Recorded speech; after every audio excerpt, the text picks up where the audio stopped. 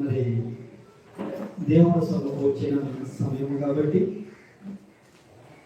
దేవుడు ఏ మాటలు అయితే రాయించారో ఆ మాటలను మనం తెలుసుకునే ముందు ప్రార్థనతో ఈరోజు వాక్యాన్ని ప్రారంభించుకుందాం. సకలాశీర్వాదాలకు కారణభూతులైన నా ప్రియ పర్యాటక తండ్రి, మీ ఉన్నతమైన నామానికి స్తోత్రములు చెప్తున్నాను నాయన.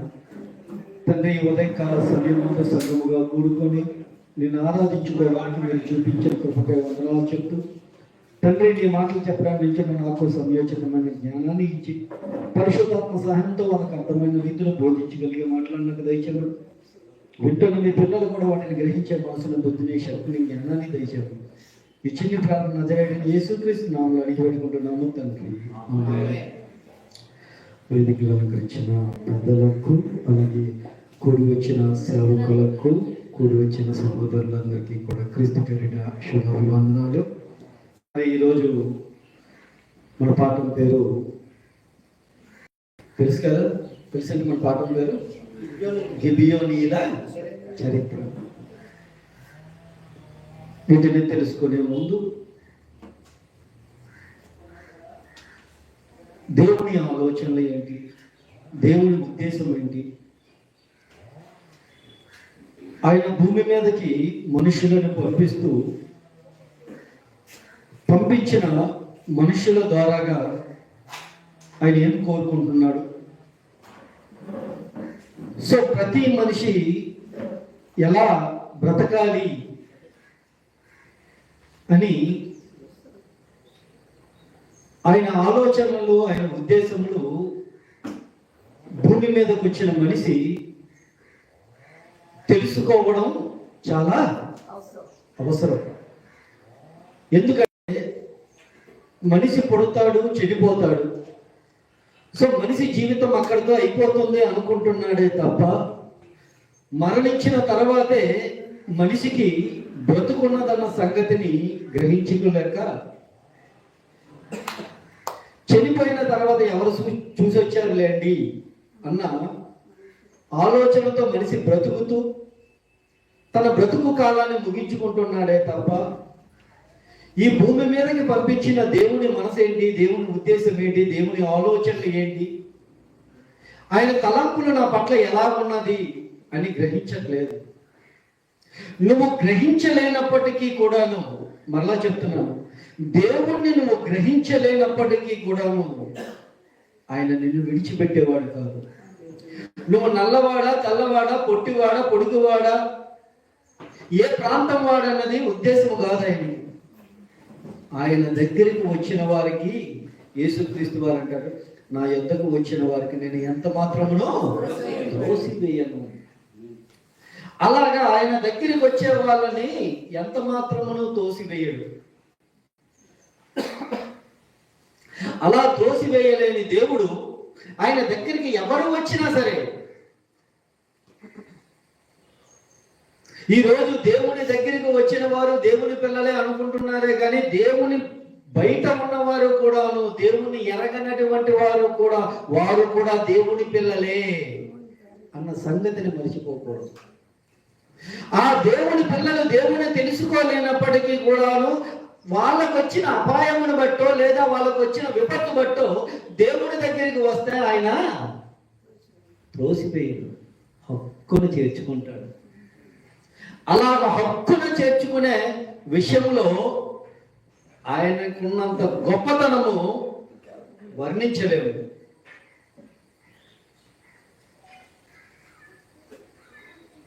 దావీదు కాలంలో 3 సంవత్సరాలు కరువు వస్తుంది. దావీదు ఎవరండి? దేవుడు చెప్తున్న మాట ఏంటో తెలుసా దావీదు గురించి? మనందరికీ తెలిసింది, ఎందుకంటే నా హృదయానుసారుడైన మనుషులు, నా ఉద్దేశములన్నీ ఎరిగినవాడు. అలా ఉద్దేశములన్నీ ఎరిగిన వాడైనటువంటి దావీదు కాలంలో 3 సంవత్సరాల కరువు వస్తుంది. ఉద్దేశమును ఎరిగిన వాడు, దేవుని చిత్తాన్ని నెరవేర్చిన వాడు, దేవునికై బ్రతికిన వాడు దావీదు. అలాంటి దావీదు కాలంలోనే 3 సంవత్సరాల కరువు అంటే సామాన్యమైన విషయమా? 3 సంవత్సరాల వర్షాన్ని ఆపేశాడు దేవుడు. వర్షం పడలే. పరిస్థితి ఎలా ఉంటుందో ఒకసారి ఆలోచించండి. ఎంత దారుణమైన పరిస్థితిలో ఉంటారు. అలాంటి సందర్భంలో దావీదు గారు దేవుణ్ణి మొరపెడతాడు. ఆ కరువు ఎలా ఉంటుందంటే బహుభారంగా ఉంటుందంట. దేవుడు కార్యాలు ఎలా ఉంటుందంటే అన్ని ఒకే రీతిగా ఉండదు. దేవుడు కార్యాలు కూడా, దేవుడు చేసిన కార్యాలు అన్ని ఒకే రీతిగా ఉండవు. మీకు ఉదాహరణకు చెప్తాను. యేసుక్రీస్తు వారు ఒక ప్రాంతంలోకి వెళ్తుండేటప్పుడు అంటే 2 గుడ్డి వాళ్ళు వస్తారు. దావీదు కుమారుడా మమ్మల్ని కరుణించు అంటారు. ఎవరు వారు? గుడ్డి వారు. మీరు మత్తయి సువార్త 9వ అధ్యాయం చదువుకుంటూ ఉంటుంది. అంటే కరెంట్ లేదు కాబట్టి మీకు రిఫరెన్స్లు అన్ని కూడా నేను చెప్పట్లేదు, ఎందుకంటే ఒక్కపోతే ఎక్కువగా ఉంది కాబట్టి. దావీదు కుమారుడా మమ్మల్ని కరుణించు అనగానే యేసుక్రీస్తు వారు చెప్పారు కదా, హక్కున చేర్చుకునేవాడు కదా. కరిగిపోయి, ఏంటి మీకు కళ్ళు లేవా? కళ్ళు కావాలా? ఓకే, మీరు అనుకున్నట్టే జరుగును కాక అంటారు. అనగానే వాళ్ళు కళ్ళు తెరవబడుతుంది. ఇక్కడ ఈయన చెప్పిన మాట యోహాను సువార్తకు వచ్చేసరికి పుట్టుగుడ్డివాడు ఒకడు ఉంటాడు. అది 9వ అధ్యాయమే. యోహాను సువార్త 9వ అధ్యాయంలో ఉంటాడు పుట్టుగుడ్డివాడు. అక్కడికి వచ్చేసరికి ఏం చేస్తాడంటే ఆ పుట్టుగుడ్డివాడి గురించి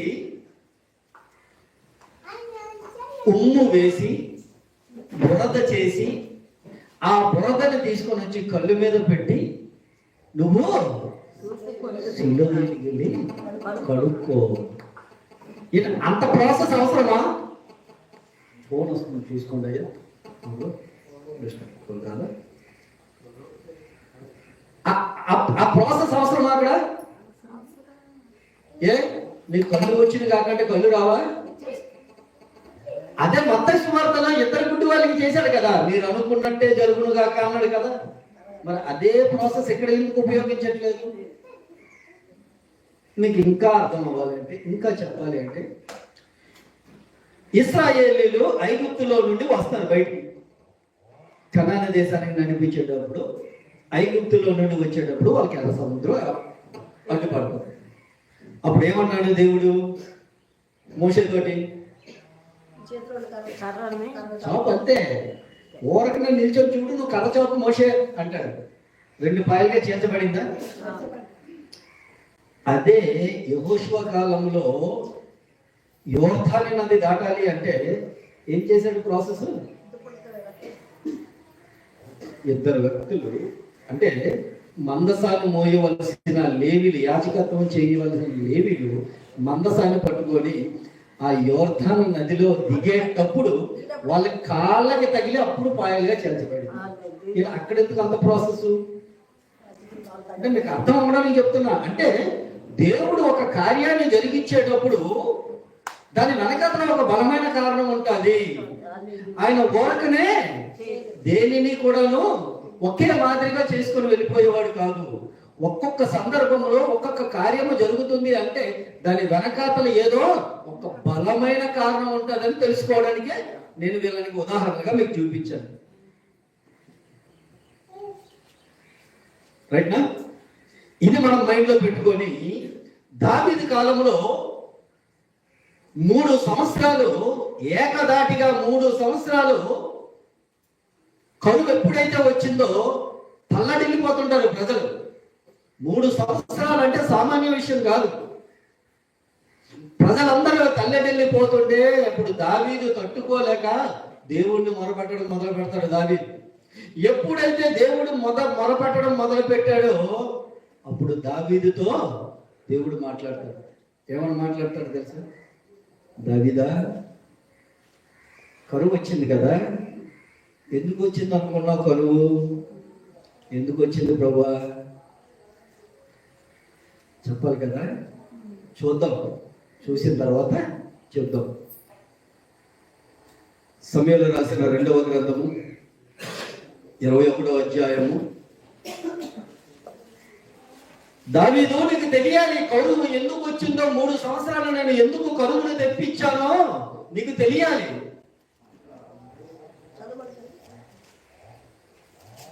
ఆ కరువు వెనకాతల ఉన్నది ఒక జనాంగం కనిపిస్తుంది. కరువు ఎందుకు రప్పించానంటే, నేను ఆ జనాంగం కోసం కరువు రప్పించాను. దావీదు, ఆ జనాంగం కోసం కరువు రప్పించావా దేవా? సైలెంట్ లో పెట్టేసింది.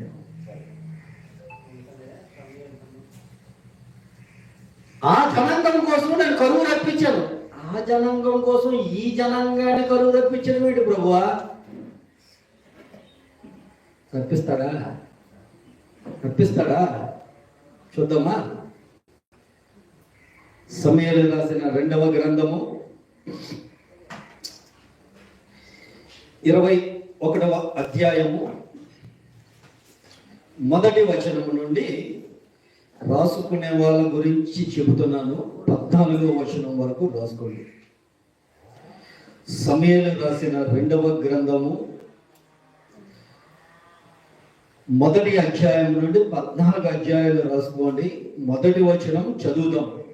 దావీదు కాలమున 3 సంవత్సరములు విడవకుండా కరువు కలుగగా దావీదు యెహోవాతో మనవి చేశాడు. ప్రభువా, కరువుతో చచ్చిపోతున్నాం ప్రభువా. 3 సంవత్సరాలంటే మాటలు కాదు ప్రభువా. అయ్యా, నీ హృదయానుసారుడైన నీ ఇష్టుడైన మనుషుడిని కదా అయ్యా. ఇదిగో నేను రాజ్యాన్ని వెళ్తుండగా అయ్యా ఇప్పుడు నాకు కరువు రావడం ఏంటి ప్రభువా? ఈ సమయంలో కరువు వస్తే ప్రజలందరూ నన్ను గురించి ఏమనుకుంటారు ప్రభువా? మీరు నా మాట వినడం లేదు అనుకుంటారు ప్రభువా అని దావీదు మొరపెట్టేటప్పుడు అప్పుడు చెప్తున్నాడు. దేవుడు సమాధానం చూడండి. దావీదు, కరువు ఎందుకు వచ్చింది అనుకున్నావు? నేను కామన్ గా కరువు రప్పించాను అనుకున్నావా? దేనికి కరువు రప్పించానో తెలుసా? చెబుతున్నాడు, చదవండి. చదువుకున్నాను చూడండి. సౌలు గిబియోనీయులను హతము చేసెను గనుక అతనిని బట్టి నరహంతకులకు అతని ఇంటి వారిని బట్టి కరువు ఎందుకు కలిగిందట? గిబియోనీయులని అన్న మాటను ప్రయోగించాడు. చూశారు ఇక్కడ? గిబియోనీయులు అన్నది ఒక జనాంగాన్ని అంట. కరువు సౌలు కుటుంబీకులు గాని ఏం చేశారట? పమ్ము చేశారట. కరువు ఎందుకు రప్పించావా అంటే టోటల్ గా ఆయన ఏం చెప్తున్నాడంటే, గిబియోనీయులు బట్టి నేను కరువు రప్పించాను అంటున్నాడు. ఎందుకు గిబియోనీయులు ఎవరు? ఇశ్రాయేలు జనాంగమా? ఇశ్రాయేలు జనాంగం ఎవరు? దేవుని పిల్లలు కదా. దేవుని పిల్లలు కాని వారి గురించి దేవుని పిల్లల్ని దుఃఖపరుస్తున్నాడు కదా దేవుడు. కాస్త అన్యాయంగా అనిపిస్తుందా? అన్యాయంగా అనిపించట్లేదు కదా. దేవుడు ఏది చేసినా దాని వెనకాతల ఒక ప్రణాళిక ఉంటుంది. ఆ ప్రణాళికలో ఒక భాగమే ఈ గిబియోనీయులు. ఈ గిబియోనీయుల గురించట 3 సంవత్సరాలు ఏం రప్పించాడట? కరువును రప్పించాడట. ఇప్పుడు కరువును రప్పించాడు అంటే 10వ వచనానికి వచ్చేసరికి వర్షాన్ని ఆపాడట. ఇప్పుడు వర్షం వస్తే కదా పంటలు పడేది. ఇప్పుడు అప్పటిలాగా ఇప్పటిలాగా బోరింగ్ ఫెసిలిటీస్ ఏమి లేవు. అప్పుడు బోర్లు తవ్వించుకోవడానికి కనుక ఖచ్చితంగా పంట పండాలంటే ఏం జరగాలి? వర్షం రావాలి. ఇప్పుడు వర్షం రావాలి అంటే అది దేవుని చేతిలో ఉంది. ఇప్పుడు ఎవరి గురించి వర్షాన్ని ఆపాడు అంటే గిబియోనీల గురించి ఆపాడట. దేవుని జనాంగమా వీళ్ళేమైనా? ఇశ్రాయేలు నా జనాంగము, నా కుమారులు. అలాంటి కుమారులకే ఆపేశాడట. కరువు. అంటే ఎవరి గిబియోనీయులు? ఏంటి ఈ గిబియోనీయులకి? ఈ గిబియోనీల గురించి దేవుని పిల్లల్ని దేవుడు దుఃఖపరుస్తున్నాడా? ఇది మనం ఆలోచించాలి. ఇది ఆలోచించి చాలా జాగ్రత్తగా ఎవరు ఈ గిబియోనీయులు, దీని గురించి మనం కొంత హిస్టరీ తెలియాలి. అందుకే కదా, అదే కదా మన పాఠం, గిబియోనీల గురించి. ఇప్పుడు ఈ గిబియోనీయుల గురించి దేవుడు కరువును రప్పించాడు. ఇంతకీ ఈ గిబియోనీయులు ఎవరు, ఏంటి, వీళ్ళ గురించి దేవుని పిల్లలకే కరువు రప్పించడం ఏంటని ఒక క్వశ్చన్ మార్క్ మనకు రావాలి కదా, ఒక క్వశ్చన్ పుట్టాలి కదా. దేవుడు తన పిల్లల పక్షంగా అనేక యుద్ధాలను జరిగించాడు, తన పిల్లల పక్షంగా నిలబడి. అలాంటి ఇప్పుడు ఎవరి పక్షంగా నిలబడ్డాడు? దేవుని ప్రజలు కానటువంటి వారి పక్షంగా నిలబడి దేవుడి పిల్లలకి యుద్ధంలో కరువు రప్పించాడు. ఇంతకీ ఎవరు ఈ గిబియోనీయులు? ఏంటి ఈ స్టోరీ, ఏంటి ఈ చరిత్ర ఏంటి? ఇంతకీ ఏం చేశారు? వీళ్ళ గురించి తెలియాలి అంటే ఖచ్చితంగా మనకి ఒక వ్యక్తి గురించి తెలియాలి. ఆయనే యెహోషువ. మోషే గారు నాయకత్వంలో ఇశ్రాయేలు జనాంగము పాలు తేనెలు ప్రవహించి దేశానికి నడిపిస్తున్నటువంటి కాలంలో మోషే గారి కాలము పరిపూర్ణమైన తర్వాత, దేవుడిచ్చిన ఆయుష్కాలాన్ని తను ముగించిన తర్వాత ఆ నాయకత్వంలోనికి యెహోషువ వస్తారు. అదే మోషే గారి నాయకత్వంలో ఎలాగైతే ఇశ్రాయేలు ప్రజల్ని నడిపించాడో అదే రీతిగా ఇప్పుడు యెహోషువ కూడా నడిపించాలి. యెహోషువ భయపడిపోతుంటాడు, ఎంత జనాంగానికి నేను నడిపించడమా అని చెప్పేసి. అప్పుడు దేవుడే కలుగ చేసుకొని దేవుడు మాట్లాడతాడు, యెహోషువ, మోషేకి ఎలాగైతే నేను తోడున్నానో నీకు నేను అలాగే తోడే ఉంటాను. దేవునికి మహిమ కలుగును. ఈరోజు నీ పక్షంగా నా పక్షంగా కూడా దేవుడు అలాగే తోడే ఉంటాడు. ఎందుకు అంటే ఆయన కొరకు బ్రతకాలన్న తీర్మానం తీసుకొని బ్రతుకుతున్నాము కనుక, ఆయన కొరకు అనేక ఆత్మల్ని సంపాదిస్తున్నాము గనక, ఆయన కొరకు అనేకుల్ని సిద్ధపరుస్తున్నాము గనక మన పక్షంగా కూడా దేవుడు అలాగే నిలబడతాడు.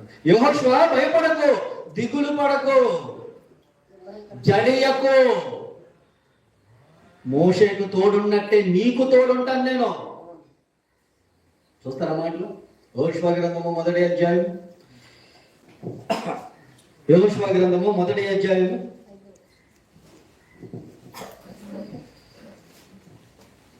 7వ వచనం చదువుదాం. 7వ వచనం, యెహోషువ గ్రంథము 1వ అధ్యాయం 7వ వచనం. అయితే నీవు నిబ్బరము కలిగి జాగ్రత్తగా పడి బహుధైర్యముగా నుండు.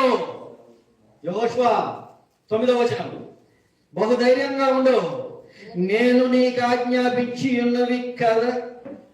ఉన్నాను కదా, నిబ్బరము కలిగి ధైర్యముగా నుండుము, దిగులు పడకము, జడియకము. నీవు నడుచు మార్గములన్నిటిలో నీ దేవుడైన యెహోవా నీకు తోడే ఉంటాడు, నీకు తోడే ఉంటాడు. యెహోషువ నాయకత్వం. ఇప్పుడు యెహోషువ పాలు తేనెలు ప్రవహించే దేశానికి ఎవరిని నడిపించాలి? ఇశ్రాయేలు జనాంగానికి నడిపించాలి. ఇప్పుడు ఇశ్రాయేలు జనాంగానికి నడిపించాలి అంటే పాలు తేనెలు ప్రవహించే దేశంలోనికి వీళ్ళకి 2 ప్రాంతాలు అడ్డుగా ఉన్నాయి. ఒకటి యెరికో, 2 హాయి. ఈ రెండింటినీ జయించాలి మీరు. దేవుడు చెప్పాడు, యెరికోని నువ్వు జయించాలి అంటే సింపుల్. ఏం చేయాలి తెలుసా? దాని చుట్టూ తిరగడమే, బోర్లు పట్టుకొని తిరగడమే. యాజకులు బోర్లు ఊతుంటారు, మీరు తిరగడమే. 7 రోజులు తిరిగిన తర్వాత వాటిని దేవుడు వాటి మీద జయాన్ని ఇస్తాడు. అలాగే హాయి పట్టణం మీద కూడా జయాన్ని ఇస్తాడు. ఇది చుట్టుపక్కల ప్రాంతం అన్నిటికీ కూడా తెలిసిపోతుంది. చుట్టుపక్కల ప్రాంతం అంతటికి కూడా తెలిసిపోతుంది. ఎప్పుడైతే చుట్టుపక్కల ప్రాంతం అంతా కూడా తెలిసిపోతుందో ఇశ్రాయేలు దేవుడు చాలా గొప్ప దేవుడు, ఈయన ఇలాగా వీళ్ళ పక్షంగా నిలబడి వీళ్ళకి జయాన్ని ఇస్తున్నాడన్న సంగతి చుట్టుపక్కల ఉన్న రాజులందరికీ తెలిసిపోయి ఇప్పుడు ఒక్కొక్కరు వెళ్ళి యుద్ధము చేస్తే మనము ఓడిపోతాం. ఇప్పుడు ఏం చేయాలి? వాడిని పలగొట్టాలి అంటే రాజులందరూ కూడా మూకుమ్మడిగా వెళ్ళాలి. వాళ్ళతో యుద్ధం చేయాలంటే సామాన్య విషయం కాదు. ఒక్కొక్క జనాంగం అంతా వాళ్ళు ఎలాగో మనల్ని తన్ని తరుపుతారు, చంపేస్తారు. కనుక అందరూ ఏకమత్యమే మహా బలం అనుకొని వీళ్ళందరూ కూడా ఐక్యత కలిగి యుద్ధానికి వెళ్దాం అనుకుంటారు. 6 ప్రాంతాల రాజులు, ప్రజలు వీళ్ళందరూ కలిసి యుద్ధానికి వెళ్ళాలనుకుంటారు. ఈ సమయంలో ఈ గిబియోనీలు ఉన్నారు కదా, ఈ గిబియోనీలు కూడా ఒక ప్రాంతం, వాళ్ళు కూడాను యుద్ధం. అయితే ఇప్పుడు ఈ 6 ప్రాంతం అన్నాను కదా, 6 ప్రాంతాల్లో రాజులు యుద్ధానికి అనుకున్నారు కదా. వీళ్ళందరికంటే ఈ గిబియోను పట్టణం అన్నది చాలా ప్రధానమైన పట్టణం, చాలా పెద్ద పట్టణం. ఇది గిబియోను ఉంది, చిన్న పట్టణం కాదు, చాలా పెద్ద పట్టణం.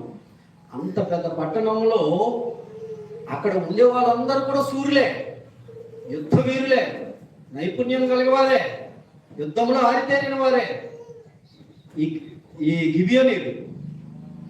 అలాంటి వీళ్ళందరూ కూడాను కలిసికట్టుగా యుద్ధం చేయడానికి వచ్చేసరికి గిబియోనీలు వెనక నుంచి వేస్తారు. అమ్మో, వాళ్ళు సామాన్యులు కాదు.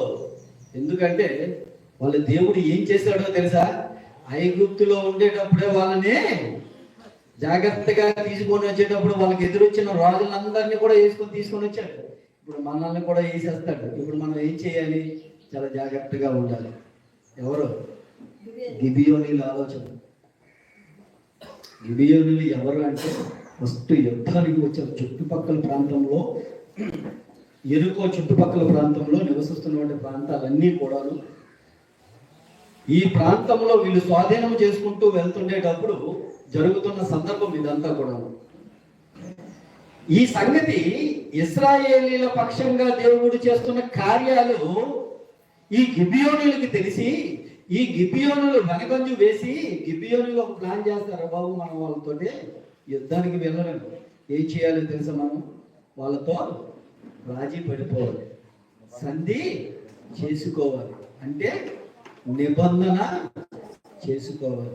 ఇప్పుడు నిబంధన చేసుకోవాలి అంటే నేను సూర్యుణ్ణి, వీరుణ్ణి, ధీరుణ్ణి అంటే వాళ్ళు తగ్గుతారా? అక్కడే మనం వేసేస్తారు. ఇప్పుడు మనం ఏం చేయాలో తెలుసా? ఫుల్గా అంటారుగా, గెటప్ చేంజ్ అనగానే అలా చేంజ్ అవుతుంది. సినిమాలో చూస్తుంటారమ్మా, నిజం చెప్పండి, పర్లేదు. గెటప్ చేంజ్ అనగానే చేంజ్ అవుతారు. అలా గెటప్ చేంజ్ అవుతుంది, చేసుకుంటారు. పాపం వీళ్ళు తినడానికి అప్పడాలు ఎప్పడాలు మొత్తం వండుకొని మొత్తం ప్రయాణం అవుతారు, యెహోషువని దగ్గరికి వెళ్తారు. ఇవన్నీ కూడా మీరు చదువుకొని వెళ్దాం, బాగుంటుంది. యెహోషువ గ్రంథము 9వ అధ్యాయము, యెహోషువ గ్రంథము 9వ అధ్యాయము 1వ వచనం నుండి చదువుదాం. యోర్దాను అవతలనున్న మన్యములోను లోయలోను లెబానోను నదికి మహాసముద్ర తీరమందంతటను ఉన్న హిత్తీయులు, అమోరీయులు, కనానీయులు, పెరజ్జీయులు, హివ్వీయులు, యెబూసీయులు అను వారి రాజులందరూ, ఈ హివ్వీయుల నుండి వచ్చిన వాళ్ళు ఓకేనా? చదువు. అనువారి రాజులందరూ జరిగిన దాన్ని వినినప్పుడు వారు యెహోషువతోనూ ఇశ్రాయేలీయులతోనూ యుద్ధం చేయుటకు కూడి వచ్చిరి. యెహోషువ యెరికోకును హాయికిని చేసిన దానిని గిబియోను నివాసులు వినినప్పుడు వారు కపటోపాయము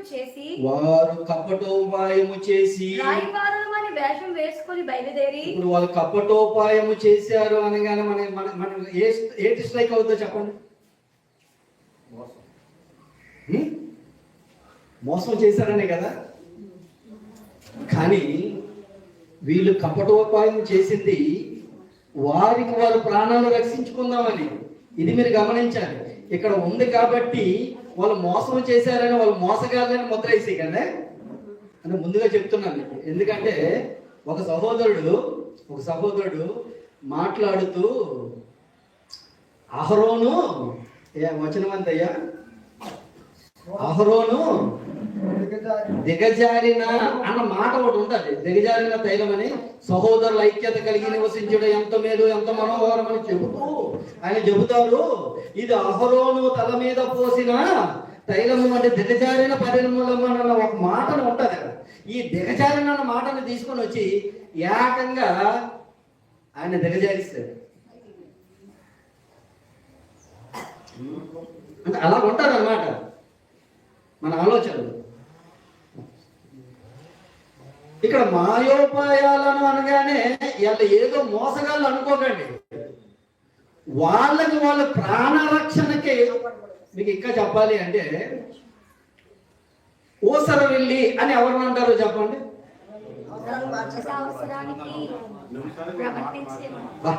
అంత చక్కగా తెలుసు కదా, తక్కువని చెప్తాం కదా. కానీ ఊసర వెళ్ళి ఎందుకు రంగులు మారుతుందో తెలుసా కదా. కానీ మన ఊసర వెళ్ళిలు ఎదుటివాడిని ప్రాణం తీయడానికి, అపాయం చేయడానికి మన ఊసర వెళ్ళి. కానీ ఆ ఊసర వెళ్ళితో పోల్చడం తప్పు. ఈ ఊసర వెళ్ళి వేరు.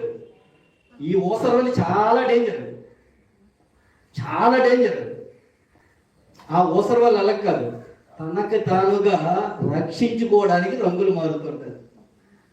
ఇది మీకు అర్థమైతే, ఇది మీకు బాగా అర్థమైతే ఇక్కడ వీళ్ళు కూర్చో చేస్తున్నారు కూడా అదే. మాయోపాయాల చేత, కపటము చేత అనగానే మీరు ఎక్కడో వాళ్ళు ఏదో మోసం చేస్తున్నట్టుగా మనం అనుకోకూడదు.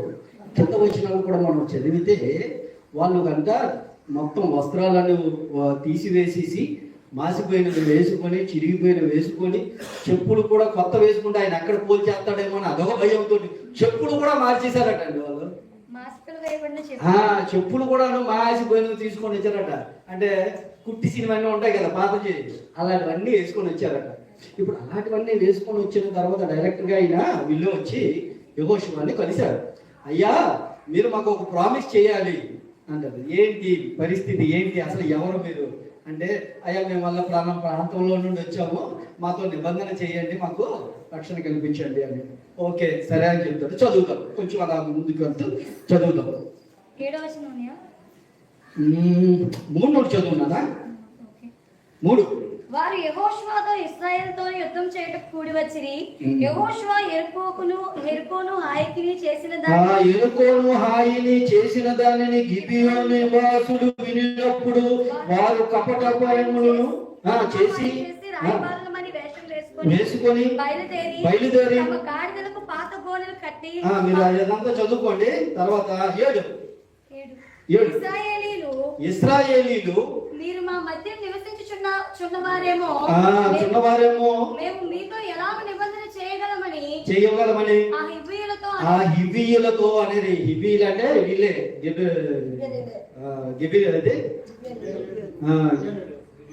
గిబియోనీయులే అమ్మా, ఇది గుర్తుపెట్టుకోండి మీరు. ఓకేనా? సరే రైట్. 11 దగ్గరికి వద్దాం. 11. అప్పుడు మా పెద్దలను మా దేశ నివాసులందరూ మాతో మీరు ప్రయాణం కొరకు ఆహారం చేత పట్టుకుని వారిని ఎదుర్కొని పోయి వారితో మేము మీ దాసులము గనుక మాతో నిబంధన చేయుడని చెప్పుడు అని చెప్పారు. మీరు నిబంధన చేయాలయ్యా మాతోటి అన్నప్పుడు యెహోషువ నిబంధన చేస్తారు. నిబంధన చేసిన తర్వాత 3 రోజుల తర్వాత వాళ్ళు ఎవరు అన్నది లీక్ అయిపోతుంది విషయం, పొరుగువారు అని చెప్పేసి. ఇమీడియట్ గా ఇశ్రాయేల్ పెద్దలందరూ కూడా యెహోషువ దగ్గరికి వచ్చేసి, అయ్యా ఇది వాళ్ళు పలాంటి వాళ్ళు అనగానే ఇమీడియట్ గా వాళ్ళని పిలిచి, ఎవరు అసలు మీరు ఏంటి పరిస్థితి అంటే అప్పుడు విషయం అంతా కూడా చెప్తాడు. అయ్యా మీరు చేసిందంతా కూడా మాకు తెలుసు గనక మేము మీ శరణ వచ్చి ఉన్నాం, మీ దాసులు మేము, మమ్మల్ని ఏమీ చేయకండి అనేటప్పుడు అప్పుడు వాగ్దానం చేసి అప్పుడు వాళ్ళని బ్రతకనిచ్చాను అని మాట ఉంటుంది. వాళ్ళని మీరు కింద వచనాలను చదువుకుంటుంటే వాళ్ళు అలాగా అక్కడ స్థిరపడిపోతారు. ఇశ్రాయేల్ జనాంగంతో కూడా ఇంకా యుద్ధం జరుగుతుంది. ఇప్పుడు ఈ ఇశ్రాయేలీయుల జనాంగంతో ఈ ఎవరు గిబినీయులు వీళ్ళు ఎవరో ఇశ్రాయేలీయులతోటి కలిసిపోయారని చెప్పేసి ఈ గిబినీయులు కలిసిపోయారని చెప్పి అది పక్క రాజులకి మెసేజ్ వెళ్ళిపోతుంది. అయ్యో అలాంటి సూర్యులే వాళ్ళ పక్షంగా వెళ్ళిపోయారు, ఇప్పుడు వాళ్ళు వీళ్ళు కలిస్తే మమ్మల్ని అందరినీ కూడా వేసేస్తారు, వాళ్ళు సూర్యులు మహా బలవంతులు వాళ్ళు గనక ఇప్పుడు మనందరం ఏం చేయాలంటే ముందు వాళ్ళని వేసేద్దాం. ఎవరిని? గెబెనీయుల్ని. ఎవరిని వేయాలి ఇప్పుడు? ఈ గెబెనీయుల్ని వేసేయాలి. ఇప్పుడు ఎవరు వేస్తే వీళ్ళు ఒంటరి వాళ్ళు అయిపోతారు, వీళ్ళు వాళ్ళు ఒకటయ్యారు కాబట్టి వీళ్ళని వేసేస్తే వాళ్ళు ఒంటరి వాళ్ళు అయిపోతారు, తర్వాత వాళ్ళని వేసేయవచ్చు. ఇది వాళ్ళ ప్లాన్. ఎప్పుడైతే ఈ ప్లాన్ రాజు వాళ్ళందరూ కూడా యుద్ధానికి బయలుదేరుతున్నారన్న సంగతి గిబియోనులకి తెలిసిపోతుంది. ఎప్పుడైతే తెలిసిపోతుందో వీళ్ళు ఇమ్మీడియట్ గా ఏం చేస్తారంటే యెహోషువకి కబురు పంపిస్తారు. అయ్యా మీ శరణం వచ్చి ఉన్నాము కదా, మీ దాసులము కదా, మమ్మల్ని రక్షించవా, ఇదిగో మా పరిస్థితి ఎలాగుంది, అమోరీయులు మొత్తం అంతా కూడా సైన్యము మా మీదకి వచ్చేస్తుంది మమ్మల్ని చంపడానికి అనేటప్పుడు అప్పుడు యెహోషువ రంగంలోకి దిగుతుంది. ఇదంతా కూడా 10వ అధ్యాయంలో ఉంటది. మొదటి వచనం, 2వ వచనం ఒకసారి చదువునానా. యెహోషువ హాయిని పట్టుకున్న సంగతియు అతడు యెరికోను దాని రాజును నిర్మూలన చేసినట్టు హాయిని దాని రాజును నిర్మూలన చేసిన సంగతియు గిబియోను నివాసులు ఇశ్రాయేలీయులతో సంధి చేసుకొని వారితో కలుసుకొన్న సంగతియు యెరూషలేము రాజైన అదోనీసేదెకు వినినప్పుడు అతడును అతని జనులు మిగులు భయపడిరి. ఏలయనగా గిబియోను గొప్ప పట్టణమైన రాజధానులలో ఎంచబడింది. గిబియోను సామాన్యమైన పట్టణం కాదు, గొప్ప పట్టణమైన రాజధాని, చాలా పెద్ద పట్టణం. అది చాలా పెద్ద పట్టణం. అక్కడ ఉండే వాళ్ళందరూ కూడా సూర్యులే. అదే కింద చదువునా. గొప్ప పట్టణమైన రాజధానిలో ఎంచబడినది అది హాయి కంటే గొప్పది. అక్కడ జనులందరూ సూర్యులు. సామాన్యులు కాదు వీళ్ళు. అలాంటి సామాన్యులైనటువంటి వీళ్ళు సైలెంట్ లో పెట్టించుకున్నా. అలాంటి సూర్యులైనటువంటి ధీరులైనటువంటి వాళ్ళందరూ కూడాను ఎవరితో ఇప్పుడు ఏకమత్యం అయిపోయారు. వీళ్ళు ఇశ్రాయేల్ జనాంగంతో కలిసిపోయారు గనక వాళ్ళు వీళ్ళు కలిస్తే మమ్మల్ని అర్థం చేస్తారు గనక మనమే ముందు వెళ్ళి ఇప్పుడు ఎవరిని చంపాలి? గిబియోనీయుల్ని చంపాలి. చదువుతాను. అంతటా యెరూషలేము రాజైన సెదెకు గిబియోనీయులను యెహోషువతోను ఇశ్రాయేలుతోను సంధి చేసి ఉన్నారు. మీరు నా ఎద్దుకు వచ్చి నాకు సహాయం చేసిన యెడల మనము వారి పట్టణమును నాశనము చేయదమని హెబ్రోను రాజైన హోహాము నొద్దకును అతను కబురు పంపించాడు మొత్తం రాజులందరికీ కూడా. వాళ్ళందరికీ కూడా ఇప్పుడు గిబియోనీయుల్ని మనం వేసేయాలి, ఎందుకంటే వాళ్ళు వీళ్ళు కలిసిపోయారన్న సంగతి మనకి తెలిసిపోయింది కాబట్టి ఇమ్మీడియట్ గా మనందరూ ఏమవ్వాలి, ఇప్పుడు ఒకటి అవ్వాలని చెప్పేసి ఇమ్మీడియట్ గా రాజులందరికీ కూడా ఇన్ఫార్మ్ చేస్తారు. ఇప్పుడు రాజులందరూ కూడాను కూడుకుంటారు. కూడుకున్న తర్వాత మనం 6వ వచనం నుండి వెళ్ళిపోతాం అన్న త్వరగా. మీరు కావాలంటే 3వ వచనం 4వ వచనం చదువుకోండి. 5వ వచనం 6వ వచనం నుండి వెళ్ళిపోతున్నా. గిబియోనీయులు నివసించే అమోరీయుల రాజులందరూ కూడి మా మీదకి దండెత్తి వచ్చి ఉన్నారు గనుక దాసులను చేయి విడువక త్వరగా మా యొద్దకు వచ్చి మాకు సహాయం చేసి మమ్మల్ని రక్షించమని గిల్గాదులో ఉన్నాడు. అప్పుడు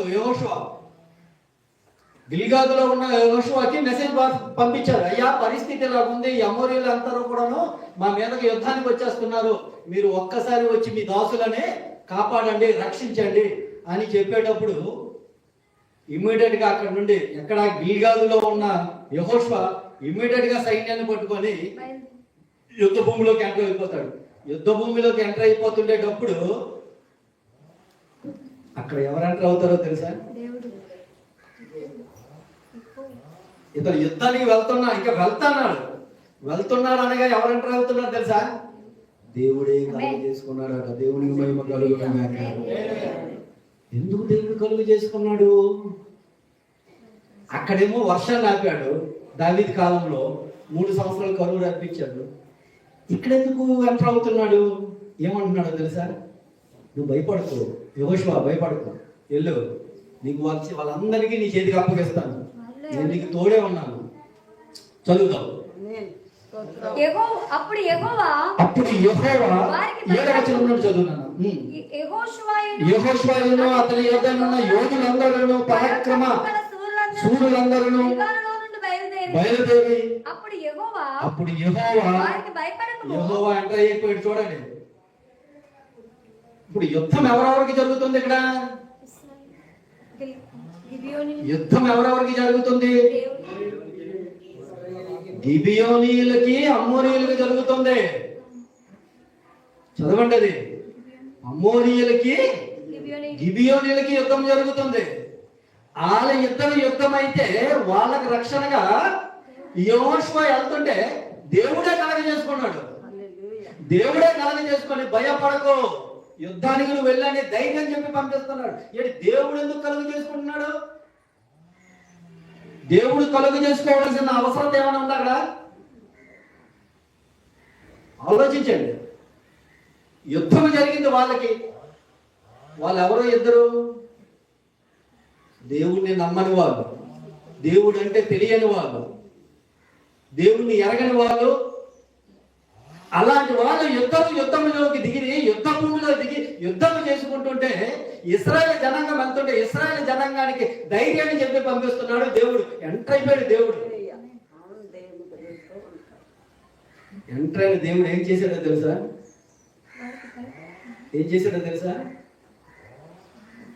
ఎంటర్ అయిన దేవుడు సూర్యచంద్రులను ఆపేశాడు.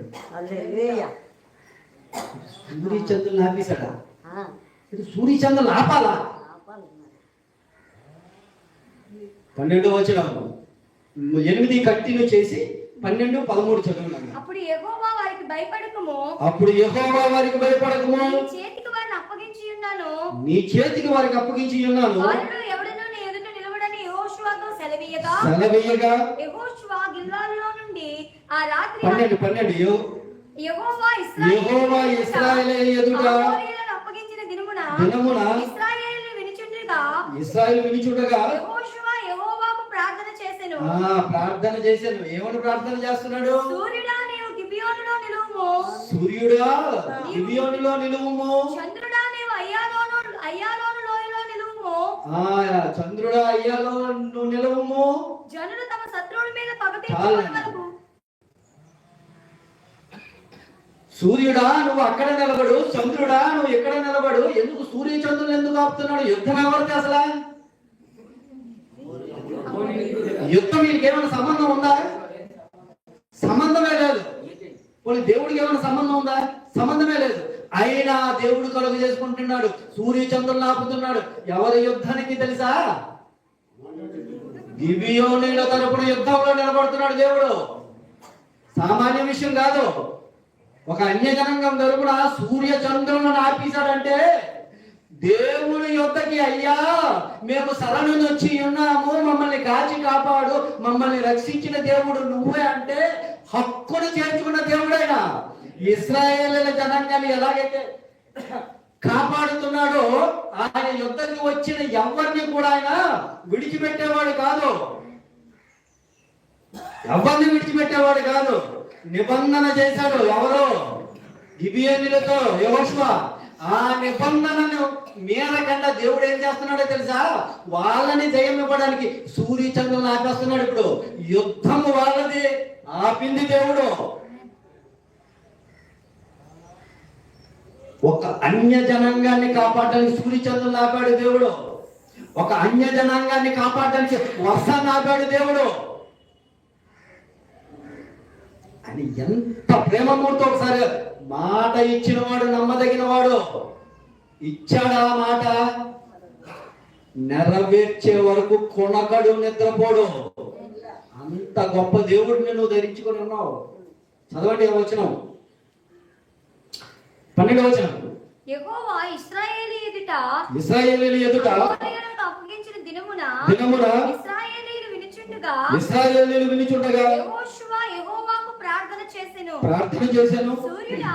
సూర్యుడా నీవు గిబియోనులో నిలువుము. మనకి ఎన్నిసార్లు తెలుసండి ఇది? సూర్యుడు చంద్రుడు ఆగిపోయారని ఎన్నిసార్లు చెప్పుకుంటాం మనం? మనకి బాగా సుపరిచితమైన మాట కదా ఇది, కదా? కానీ ఎందుకు ఆపాడు అన్నది మనం ఆలోచించామా? ఎందుకు ఆపాడు అన్నది ఎప్పుడైనా మనం ఆలోచించామా?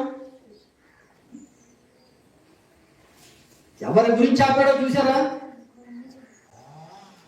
ఇశ్రాయేలు జనాంగం కోసం కాదు ఆపింది, గిబియోనీల గురించి, గిబియోనీలకు విజయం ఇవ్వడానికి. దేవుని యొక్క మహిమ ఏంటో వాళ్ళకి తెలియాలి, నా బలమేంటో తెలియాలి వాళ్ళకి. నా యుద్ధ వచ్చిన వారికి నేను ఎలా కాపాడుతానో తెలియాలి. దేవుడు ఆలోచనలండి ఇదంతా. ఒక అన్య జనాంగాన్ని కాపాడడానికి ఎంత కష్టపడుతున్నాడో చూడండి దేవుడు. దేనికో తెలుసా? మాట ఇచ్చాడు కాబట్టి, రక్షిస్తానని మాట ఇచ్చాడు కాబట్టి ఆ మాటని నిలబెట్టుకోవడానికి, వాళ్ళని కాపాడడానికి సూర్య చంద్రుల్ని ఆపేశాడు దేవుడు. చదువునానా? అయ్యాలోను నిలువుము. జనులు తమ శత్రువుల మీద పగ తీర్చుకొని వరకు సూర్యుడు నిలిచెను, సూర్య చంద్రులు నిలిచెను, ఆగెను. 10వ వచనం నుండి ఇప్పుడు చదువుదాం. అప్పుడు యెహోవా ఇశ్రాయేలీయుల ఎదుట వారిని ఎవరు చేస్తున్నారో చూడండి. యుద్ధం ఎవరు చేస్తున్నారో చూడండి. ఎప్పటి వరకు యెహోషువ చేశాడు కదా యుద్ధం, యెహోషువ చేశాడు కదా, ఇప్పుడు ఎవరు చేస్తున్నారో చూడండి యుద్ధం. చదువునాను. అప్పుడు యెహోవా ఇశ్రాయేలీయుల ఎదుట వారిని కలవరపరచగా యెహోషువ గిబియోను ఎదుట మహా ఘోరముగా వారిని హతము చేసెను. బేత్ హోరోను పైకి పో మార్గమున అజేకా వరకును మక్కేదా వరకును యోధులు వారిని తరిమి హతము చేయుచు వచ్చిరి. మరియు వారు ఇశ్రాయేలీయుల ఎదుట నుండి, బాగా వినాలి, మరియు వారు ఇశ్రాయేలీయుల ఎదుట నుండి బేత్ హోరోనుకు దిగిపోయి త్రోవను పారిపోవుచుండగా వారు అజేకాకు వచ్చి వరకు యెహోవా ఆకాశము నుండి గొప్ప వడగళ్లను కురిపించి యెహోషువ చంపిన వారి కంటే ఆ వడగల్లే ఎక్కువ మందిని చంపిందట.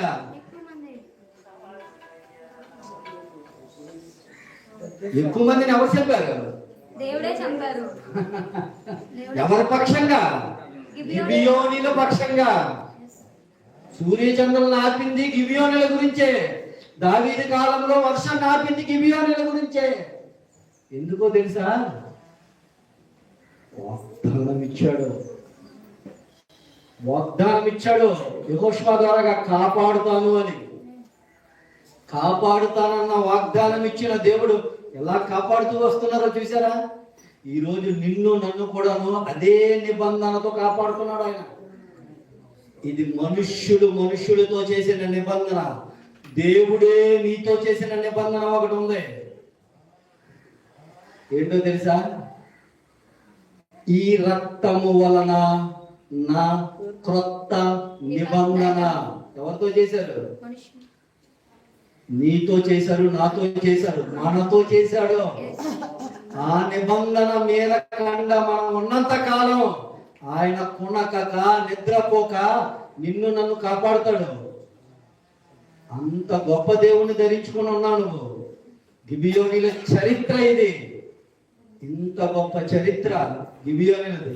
మహాశూరులైనా ధీరులైనా వీరులైనటువంటి వీళ్ళైనా దేవుని దగ్గరకు వచ్చి, ప్రభువా నువ్వే కాచి కాపాడుతుంటే హక్కున చేర్చుకున్నాడు. యేసుక్రీస్తు వారు చేసిన నిబంధన కూడా అదే. ఆయన యొద్దకు వచ్చిన వాడిని ఎంత మాత్రము నేను త్రోసివేసిన వాడిని కాదు. అంత గొప్ప దేవుని కలిగిన మనము ఎలా ఉండాలో తెలుసా? ఒక పౌలులా ఉండాలి, ఒక పేతురులా ఉండాలి, ఒక బర్నబాలా ఉండాలి, ఒక యోహానులా ఉండాలి, ఒక ఆంద్రేయులా ఉండాలి. మనం ఎలా ఉంటామో చెప్పనా? యోధాలా ఉంటాం. నిజం. మీరు ఒప్పుకున్నా ఒప్పుకోకపోయినా మన బ్రతుకులదే. ఉండకూడదు. ఎలా ఎలా ఉండాలో తెలుసా? బ్రతుకుట క్రీస్తే, చావైతే లాభమా? ఏం మేలు? ఏం మేలు? చావైతే మేలా? చావైతే మేలా? ఎందుకంటే మన జీవితం అక్కడే ప్రారంభమవుతుంది. ఇది కాదు జీవితం, అది నిజ జీవితం. ఆ జీవితంలోనికి వెళ్ళాలంటే ఈ జీవితంలోని బ్రతుకు బాగుండాలి. ఆ బ్రతుకు నేర్పించడానికే పరమును వీడి భూలోకానికి వచ్చాడు యేసుక్రీస్తు వారు. నిన్ను నన్ను రక్షించుకోవడానికి తన స్వరక్తం ఇచ్చి, ఆ రక్తాన్ని విలువ పెట్టుకున్న రక్తాన్ని మనము ఎంత గొప్పగా దేవుని మహిమపరుస్తుండాలో, ఎంత గొప్పగా ఆయన ఆరాధిస్తుండాలో, ఎంత గొప్పగా ఆయన గురించి ఆత్మని సంపాదించాలో మనముగా ప్రశ్న వేసుకోవాలి ఈరోజు. అలా ప్రశ్న వేసుకొని మనం అందరము కూడా వెళ్ళాలని, అప్పుడే మనకు పరలోక రాజ్యం దక్కుతుందని మిమ్మల్ని అందరినీ కోరుకుంటూ నేను మాటలు ముగిస్తున్నాను. కొన్ని ముస్లిం ప్రార్థన. సకలాశీర్వాదాలకు కారణపుత్రుడైన ప్రియ పరలోకపు తండ్రి, అయ్యా మీ పిల్లలకి నాయన తండ్రి, గిబియోనులను మీరు ఎలా కాపాడారు అన్న సంగతిని చిన్న కొన్ని విషయాలు మీ పిల్లలకి చెప్పి ఉన్నాను తండ్రి. విన్న మీ పిల్లలు వాటిని గ్రహించి పరిశోధించి నీ కుమారుడైనటువంటి యేసుక్రీస్తు వారితో మా నిబంధన చేసుకున్న రీతిని నాయన తండ్రి మేము మీరు చెప్పినట్టుగా ఈ భూమి మీద బ్రతికి మీరున్న లోకానికి రాగాలంటే మీకు ఒకసారి దయచేయండి. ఈ చిన్ని ప్రార్థన నజరేయుడైన యేసుక్రీస్తు నామములో అడిగి పెట్టుకున్నాము తండ్రి. అందరికీ వందనాలు.